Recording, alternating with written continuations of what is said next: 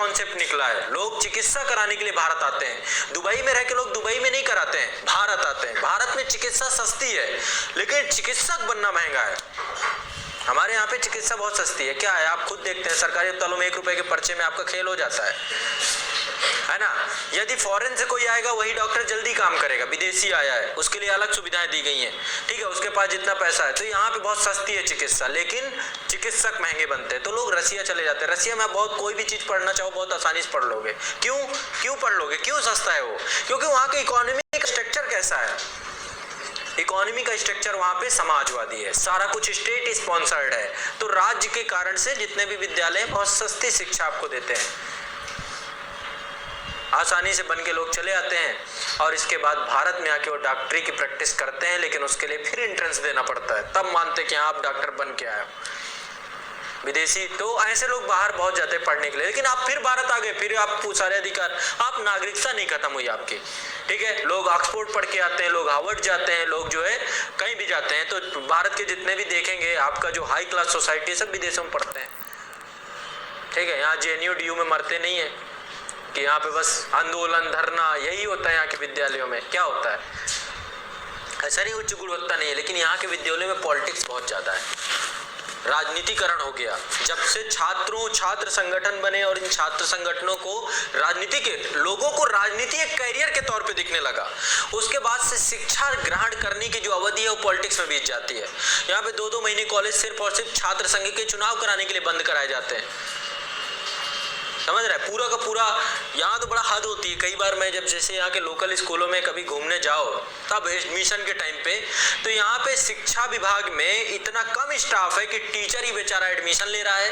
Clerk की भूमिका भी टीचर, जो प्रोफेसर होता है वो भी क्लर्क बना बैठा होता है, एडमिशन ले रहा होता है, बच्चे के डॉक्यूमेंट चेक कर रहा होता है। इतनी बुरी हालत है भारत में शिक्षा विभाग की, बहुत ज्यादा ह्यूमन रिसोर्स नहीं है, और जो ह्यूमन रिसोर्स है वो योग्य नहीं है। ये इनके इन प्रकार टीचर बन गए हैं, शिक्षक बन गए हैं, अब उनको जलवे आते नहीं है, पढ़ाते नहीं है। एक लेक्चर लगता है उसमें भी बच्चे राजनीति के चक्कर में वो भी क्लास में नहीं घुसते हैं। तो आज के आप लोग सब ग्रेजुएट बैठे हुए, तो आपको पता है कि कैसे शिक्षा विभाग से आप निकल के आए हो। पैसे देते हो आप लोग अच्छा खासा प्राइवेट, अब तो कुकुर मुत्ते की तरह विश्वविद्यालय महाविद्यालय खुल गए हैं। महाविद्यालय एक ही रोड पे जाओगे तो 50 मिल जाएंगे, क्योंकि व्यापार है, बिजनेस है। अब वहाँ पे आपसे अच्छी खासी रकम एडमिशन के टाइम ले ली जाती है कि बेटा आना भी नहीं है आपको, धोखे से भी चले भी मत आना, आना भी तो एक बढ़िया कुंजी लेके आना। तो आप में से कुछ ने लिखा भी होगा उसी तरीके से अपने ग्रेजुएशन के एग्जाम। कुछ लोग तो घर पे लिखते हैं, घर पे लिख के कॉपी पहुंचा दिए। ऐसी भी सुविधा भारत जैसे देश में प्राप्त है। अच्छा, तो सब किए बैठे हो आप लोग, तो सब करतूत तो आपने सब की है ना, ये है ना, ये सब करतूत की है। यूपी में तो बहुत बुरा हाल था, यूपी में तो है कि 10वीं 12वीं में फेल नहीं कर सकते हो। अब जाकर कहीं जाकर के चीजें बदली हैं। अब देख रहे हो BA और BSc का रिजल्ट आता है तो सर पकड़े बैठा रहता है बच्चा कि अब क्या हो गया मेरे साथ, क्योंकि इतना आसान कर दिया गया एजुकेशन। जिस प्रोसेस में बढ़िया उसको आपसे ज्यादा होशियार, 10वीं 12वीं से ज्यादा होशियार तो कक्षा फर्स्ट KG का बच्चा होता है आज के टाइम पे। उनका एग्जाम बहुत खतरनाक होता है, बेचारे कितने एग्जाम देते हैं, रात दिन उनके एग्जाम ही होते हैं। फर्स्ट KG का जितना बस्ता बाड़ी होता है वो 12वीं में नहीं होता उतना, वो तो एक छोटा सा रजिस्टर लेके हिलाते हिलाते जाता है, गुरुजी को सलूट ठोकता है और एक गुटका पकड़ाता है बगल में। बड़ा प्रैक्टिकल बता रहा हूँ आपको सब चीजें, क्योंकि शिक्षक ही अच्छे नहीं है। देश का दुर्भाग्य भी ये हो गया कि अच्छे शिक्षकों का अभाव हो गया। लोगों के अंदर शिक्षक अपना कैरियर बना रहा है, सोच रहे हैं अब प्रोफेसर बन गया हूँ, अब ऐसा कर लेता हूँ, लेक्चरर बन गया हूँ, अब ऐसा करता हूँ सिविल सर्विसेज की तैयारी भी कर लेता हूँ साथ साथ। इधर से तो सोर्स ऑफ इनकम बन गया। आप में भी से आपको धोखे से कोई जुगाड़ लग जाए तो दूसरी जॉब पकड़ लो। अब पकड़ने के बाद आप न्याय ना करो उस जॉब के साथ, क्यों? सिविल सर्विसेज में जाना है, सबका रोब यही हो गया। तो वहां पे शिक्षक कुछ नहीं करता, अपना जाता है, तुरंत होमवर्क बोला और अपना काम किया, चलाया। उसे भी बनना कुछ और, वो भी अपग्रेड करने के चक्कर में वो बोलता ये तो मिल गया लेकिन अभी मेरा दिल नहीं भरा। अरे इतनी बड़ी जिम्मेदारी मिली है भारत के भविष्य को बनाने की, उससे आपको कोई लेना देना नहीं है। तो भारत में भविष्य बनाने वाले कम बने, अपना भविष्य बनाने वाले ज्यादा बने। ये अब कंडीशन टीचरों की हो गई। अब सच्चा गुरु सच्चा शिक्षक मिल जाए तो बहुत कठिन बात है। आए अपना काम किए निकल गए, ये कंडीशन देश की अब है इस समय वर्तमान में। कहाँ से एक अच्छा ह्यूमन रिसोर्स निकलेगा? बीटेक कॉलेजों के बहुत बुरे हाल हैं। बीटेक कॉलेजों में क्या होता है सब जानते हैं, खुला हुआ है, औपचारिकताएं होती है महज, सिर्फ और सिर्फ। बच्चा जब निकलता है 4th सेमेस्टर से एनर्जेटिक होकर निकलना चाहिए, लेकिन वो डिप्रेस होकर के निकलता है। उस अवधि में 4 साल में ऐसा उसकी ब्रेन प्रोसेसिंग होती है, इतनी चीजें सीखता है वो जो उसको पूरा रद्द कर देती है। उसके दिमाग को पूरे ब्रेन की इंजीनियरिंग हो जाती है, ब्रेन की पूरी, है ना। फ्रैंक होने के चक्कर में वो क्या क्या करता है ना, जिस तरीके की वहां पे। तो ये शिक्षा का मानक नहीं है। शिक्षा के उद्देश्यों को अब विश्वविद्यालय महाविद्यालय पूरा नहीं कर पा रहे। सिर्फ और सिर्फ किताबी ज्ञान दे देना शिक्षा होती तो किताबी ज्ञान तो कहीं से भी मिल सकता है आपको। बात है व्यक्ति बनाकर भेजिए, ह्यूमन रिसोर्स होना चाहिए प्रॉपर, उसमें उसको अपनी लाइफ को हैंडल करने की पावर होनी चाहिए। क्यों IITians कूद जा रहे हैं बिल्डिंगों से, नहीं हैंडल कर पा रहे हैं, नहीं उनसे प्रेशर दबाव झेला जा रहा। हर साल का रिपोर्ट है, हर किसी भी जाइए IIT कॉलेज में 2 4 6 बच्चे पंखे से लटके हुए या ऊपर बिल्डिंगों से कूदे हुए मिलते हैं। क्यों? क्योंकि उन्होंने पढ़ा तो सब कुछ तो किया, लेकिन मानो अपने शरीर को कैसे संचालित करना है, इस ब्रेन को कैसे एक्टिवेट रखना है, सब सिखाया गया था। हमारे जो गुरुकुल पद्धति थी उसमें यही सब सिखाया जाता था।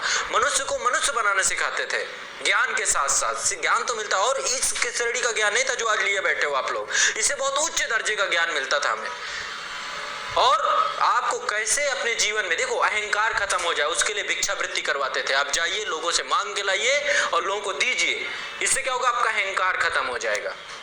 आजकल के लड़के तो मोसाक कटिंग कटवाए घूम रहे हैं, पहले पूरा मुंडन संस्कार होता था, ठीक है। ये सब चीजें जरूरी थी। अब आप क्या हो रहे हैं, क्यों कटिंग करवा रहे हो, ये अट्रैक्शन।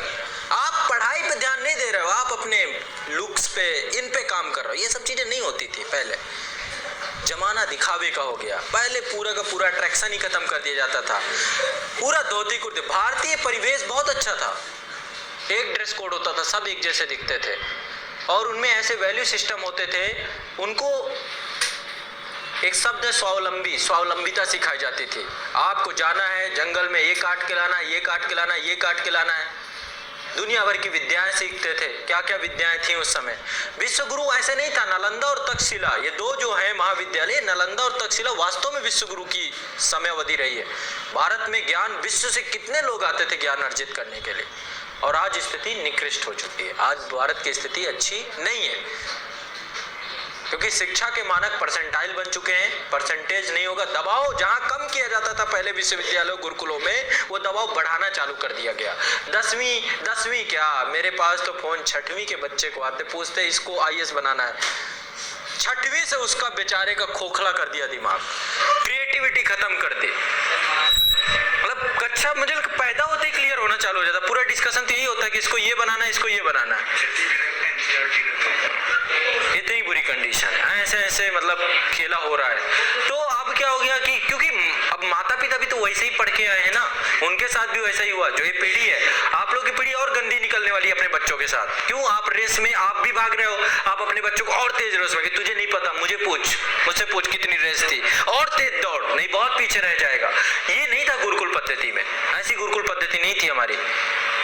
शिक्षा के मानक व्यक्तित्व निर्माण होना चाहिए, मानव निर्माण होना चाहिए, मानव के चरित्र निर्माण से जुड़े हुए होने चाहिए, ना कि शिक्षा के मानक सिर्फ और सिर्फ महज 4 किताबी ज्ञान दे करके उसे समाप्त कर दिया जाना होना चाहिए, है ना। ये सब चीजें अब खत्म हो चुकी हैं, आपके पाठ्यक्रम में नहीं है, आपकी किसी भी विषय वस्तु में नहीं है। सिर्फ और सिर्फ रटिए, चंद नंबरों के लिए परसेंटेज लाइए, ये लाइए, वो लाइए, वो लाइए।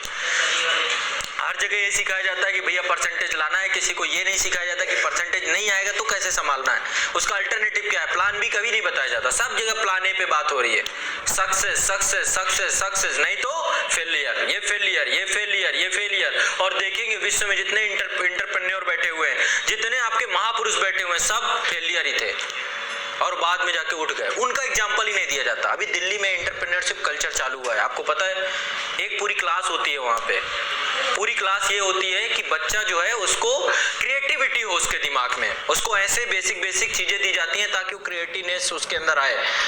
अभी इस चीज को लेकर दिल्ली, ये बहुत सराहनीय प्रयास है, ये चीजें होनी चाहिए थी। एंटरप्रेन्योरशिप माइंडसेट आपका डेवलप किया जाना चाहिए ताकि कल के दिन आप जॉब क्रिएटर बनो, ना कि जॉब को जनरेट करने मांगने वाले बनो। ये बहुत जरूरी है, नहीं तो भारत का भविष्य तो बहुत बड़े अंधकार में है। छोटे छोटे मुद्दों, बहुत बड़ा अंधकार है। पूरा भविष्य आप लोग बैठे हो, आप लोगों में से एक पर्सन भविष्य है और आप ही लोग अंधकार बन सकते हो यदि इस तरीके से शिक्षा पद्धति पे काम नहीं किया गया। ठीक है, चलो अलग विषय वस्तु, हम लोग नागरिकता पढ़ रहे थे।